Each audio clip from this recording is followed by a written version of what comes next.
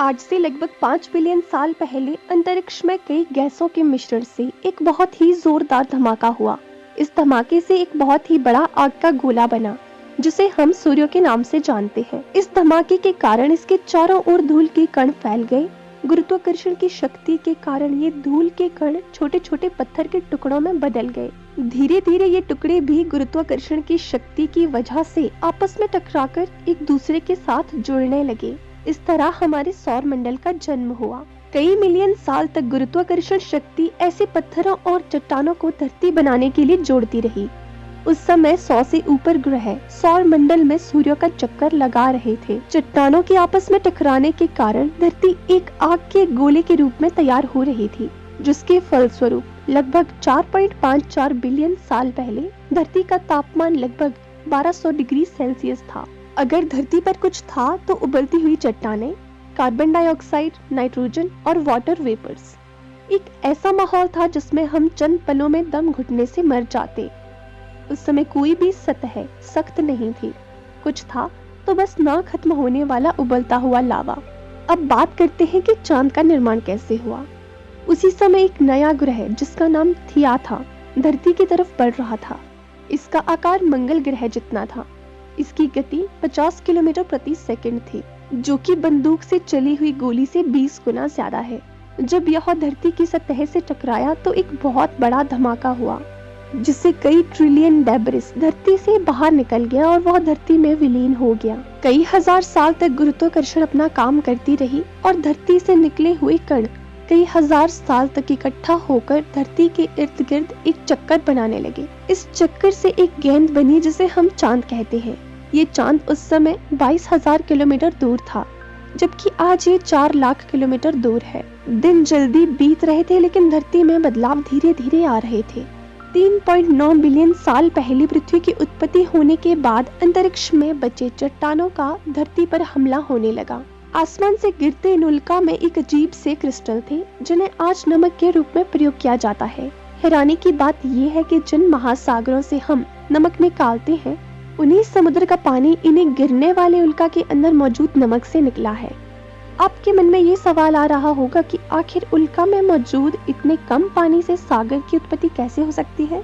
तो इसका जवाब है कि ये उल्का धरती पर 20 मिलियन साल तक गिरते रहे हैं, जिसके कारण धरती पर पानी काफी ज्यादा मात्रा में इकट्ठा हो गया था।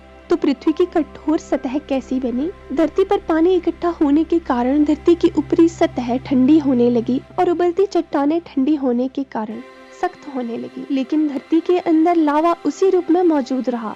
धरती का ऊपरी तापमान 70-80 डिग्री सेल्सियस हो चुका था। धरती की सतह भी सख्त हो चुकी थी।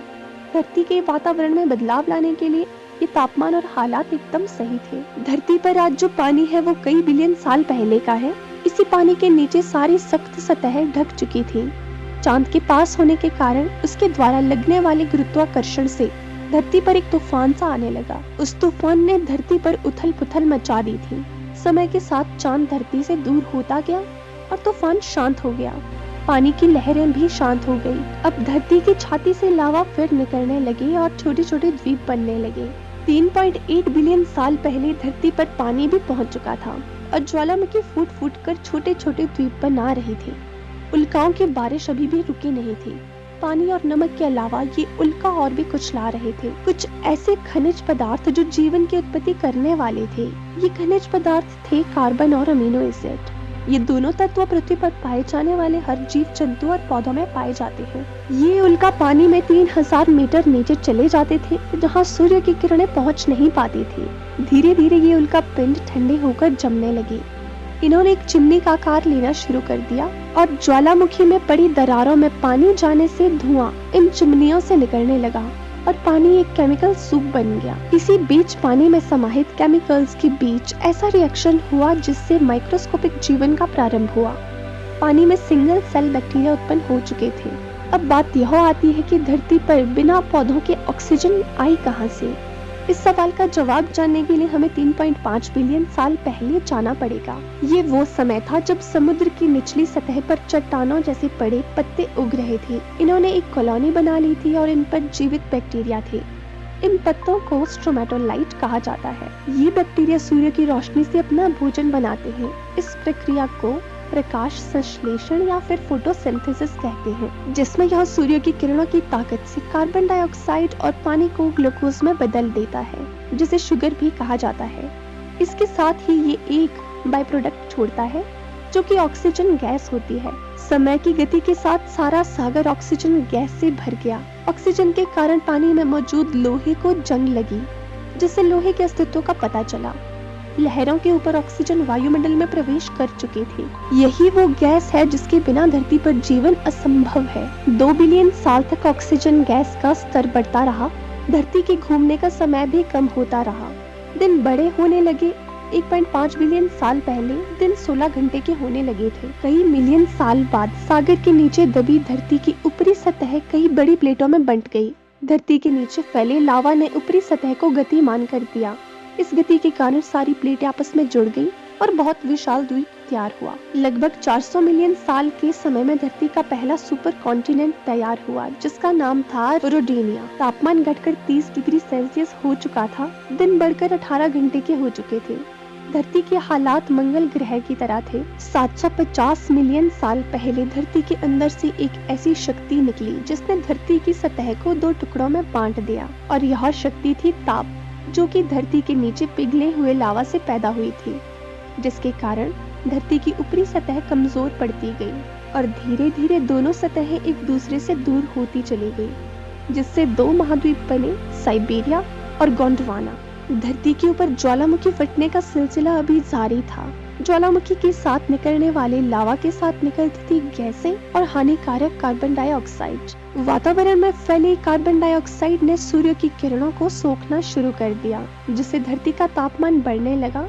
बढ़ते तापमान के कारण सागर के जल से बादल बने और कार्बन डाइऑक्साइड की उपस्थिति में मिलकर एसिड रेन की, जिसको अम्लीय वर्षा भी बोलते हैं। बारिश के साथ आने वाले कार्बन डाइऑक्साइड को चट्टानों और पत्थरों ने सोख लिया।